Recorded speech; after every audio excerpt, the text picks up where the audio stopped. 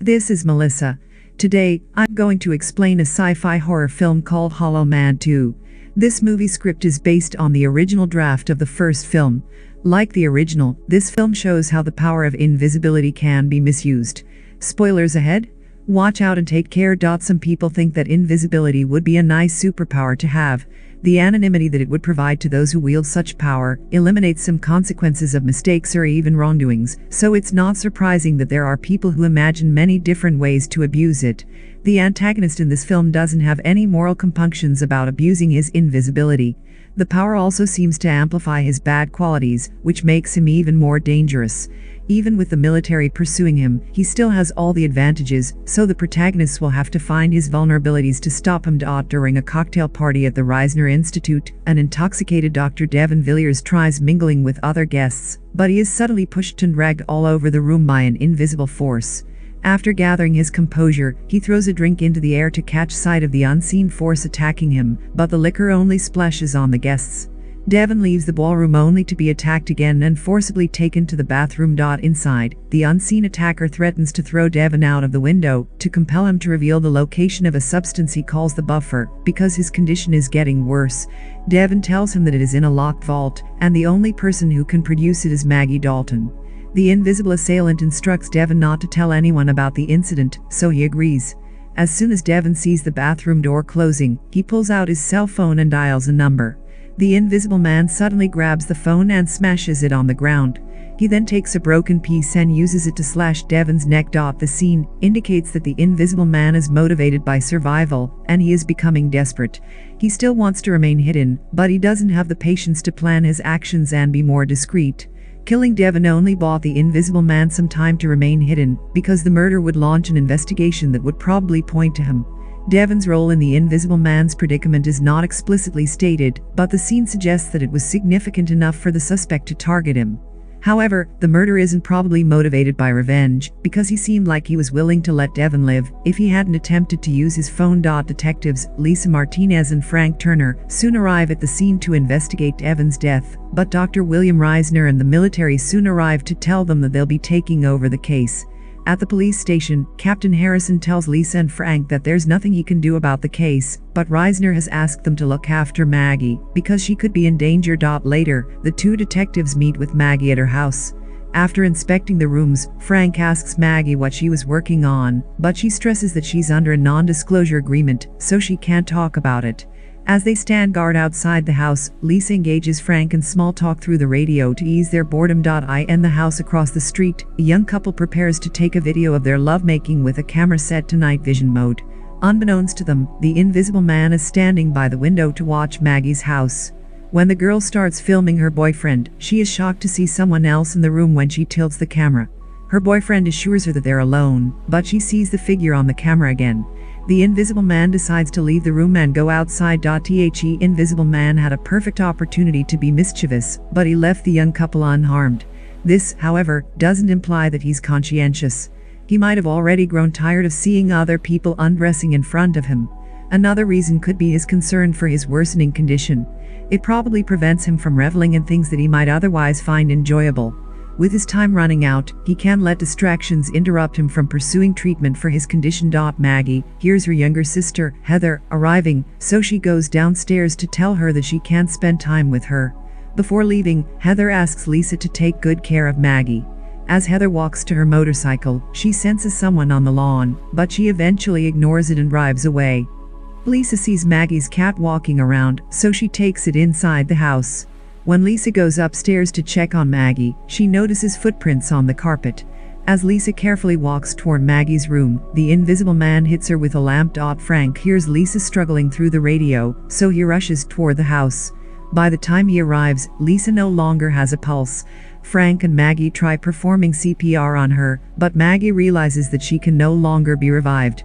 Not long, an armed group of military personnel storms the house to track down the invisible man. Maggie calls out to Frank as the invisible man drags her to the study room.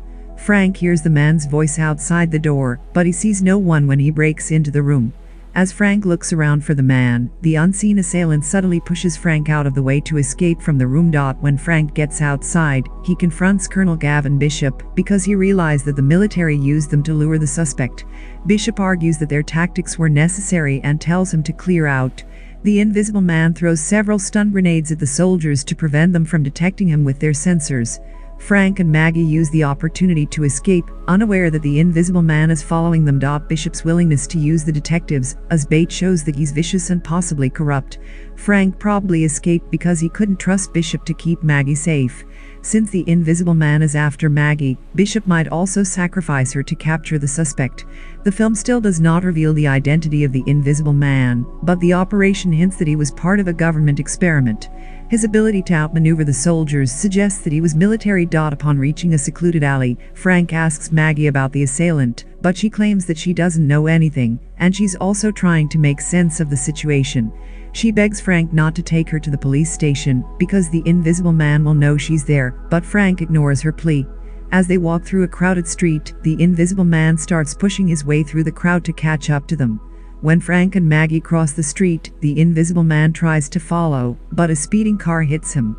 The man's wounds become perceptible, so he goes to his apartment and injects himself with an unknown substance that turns him invisible again. When Frank and Maggie arrive at the police station, Harrison informs him that they'll have to hand over Maggie to the feds. As the officers prepare to take her to a holding cell, Frank advises her to go to the bathroom first because the toilet inside is dirty. Frank leads her to the bathroom, but he covers her with the door to allow her to escape. After waiting outside the bathroom for a while, Frank leaves to meet with Maggie downstairs.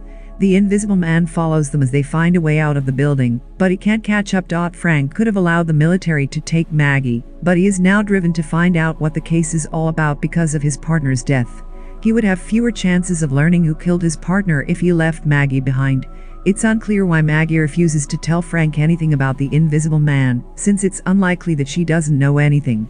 The non-disclosure agreement wouldn't be enough of a reason since her life is now on the line. Frank has already risked his job to help her, so he's unlikely going to stop until he uncovers the truth. As they drive away, Frank demands to know the whole story, and threatens to take Maggie back to the station if she doesn't talk. Bishop and Reisner, when they start hearing sirens, Maggie agrees to tell him everything, so they leave the car before the cops can reach them. Meanwhile, Reisner warns Bishop that their careers would end if Dalton talks, so Bishop disseminates Frank's picture over the internet and TV stations, and declares him a fugitive. After Frank steals another vehicle, Maggie starts recounting the events that led to their current predicament. She recalls that a team of molecular biologists discovered a way to make humans invisible 5 years ago, but the program soon ended because most of the team members were killed.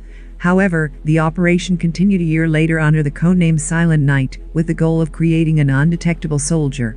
Maggie notes that she became part of the program to find a way to eliminate the critical side effects of the invisibility serum. Maggie explains that she made a compound called the Buffer to keep a subject named Michael Griffin alive.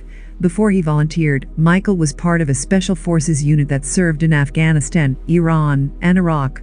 Minutes before the procedure, Michael grabbed Maggie's hand to thank her for the opportunity to be the test subject. After Devon injects him with the serum, Michael starts struggling in his seat as his body starts to become invisible. Maggie narrates that Michael supposedly died a few days later after receiving the buffer.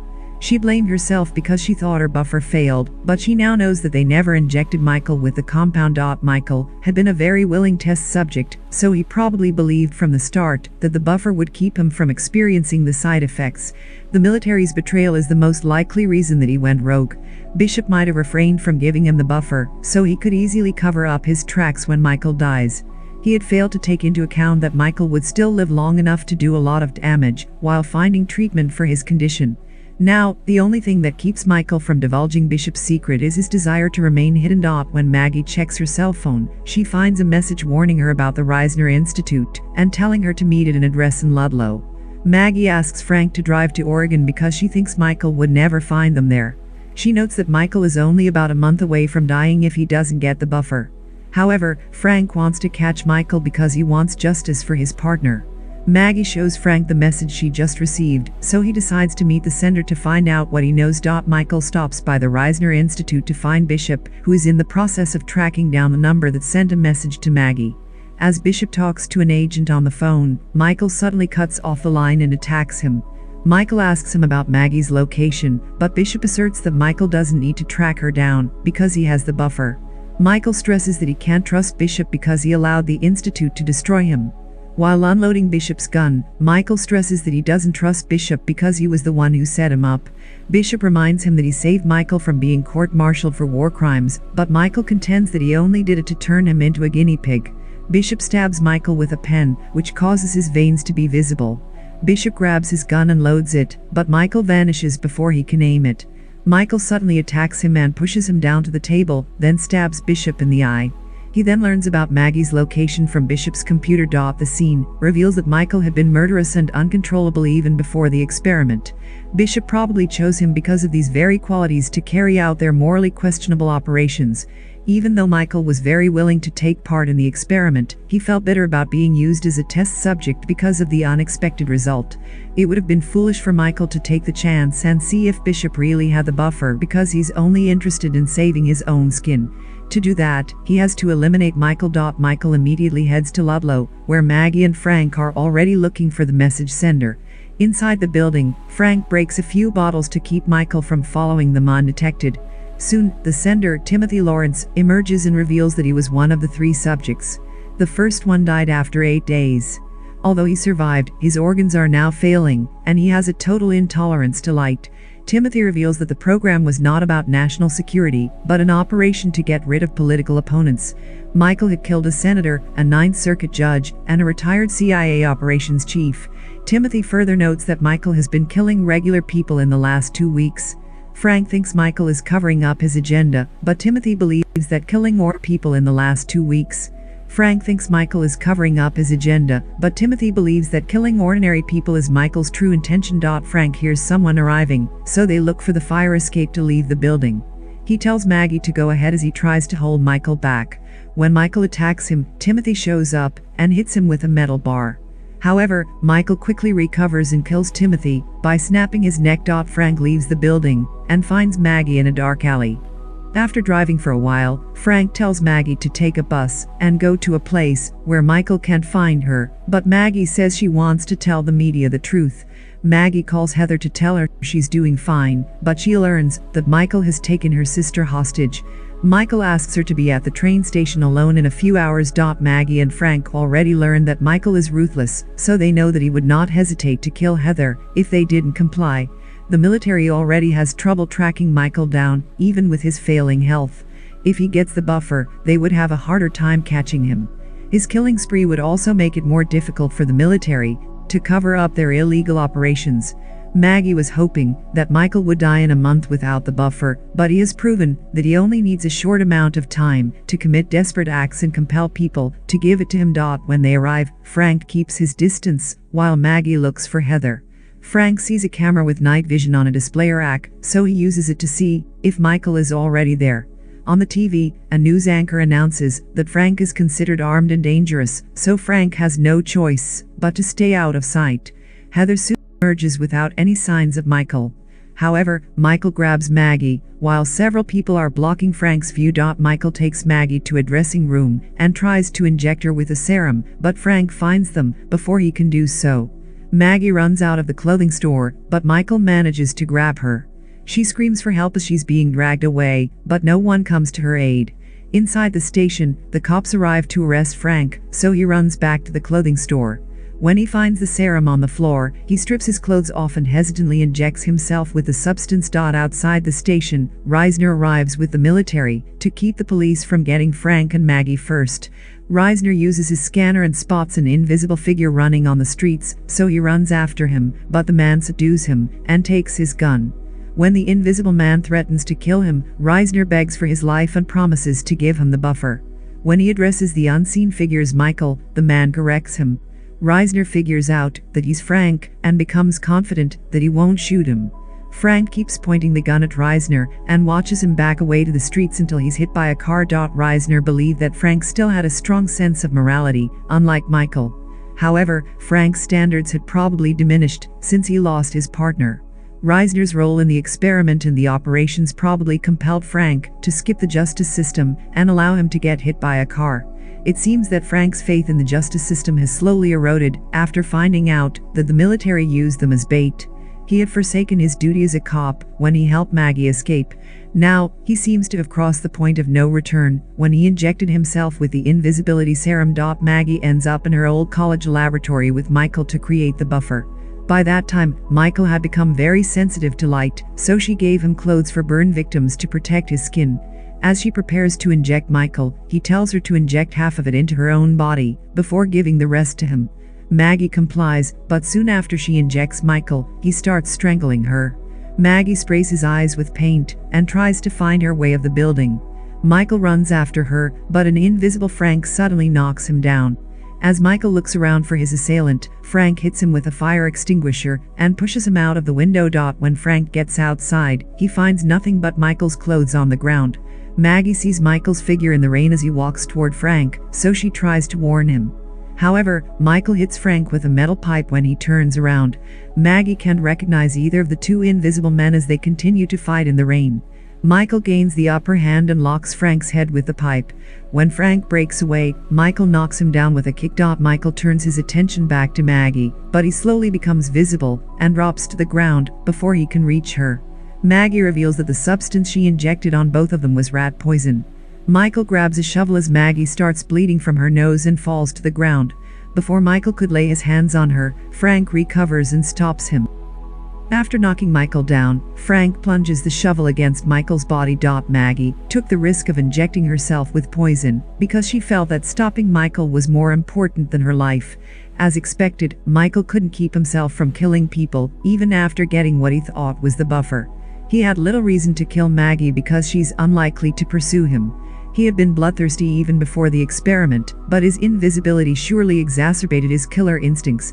Frank isn't likely to become a killer like him under normal circumstances, but he could be tempted if he runs into more people like Michael, Reisner, and Bishop. Frank lifts Maggie in his arms and leaves Michael behind. When Maggie wakes up in the hospital one day, Heather informs her that there's still no sign of Frank. Maggie tells her not to worry because Frank will eventually reach out to her. Outside the hospital, an invisible Frank stares at Maggie's window for a moment and walks away. The military had withheld the buffer from Michael as a precautionary measure in case he defied their orders. This had only put him into survival mode, which made him even more dangerous. Reisner and Bishop took great pains to cover up their tracks, but their efforts ironically led to their own demise. They created a killing machine when they made Michael invisible, but they had no means of controlling him. Michael couldn't stop killing because he was too intoxicated by the power of invisibility. The only one that ultimately stopped him was another invisible man.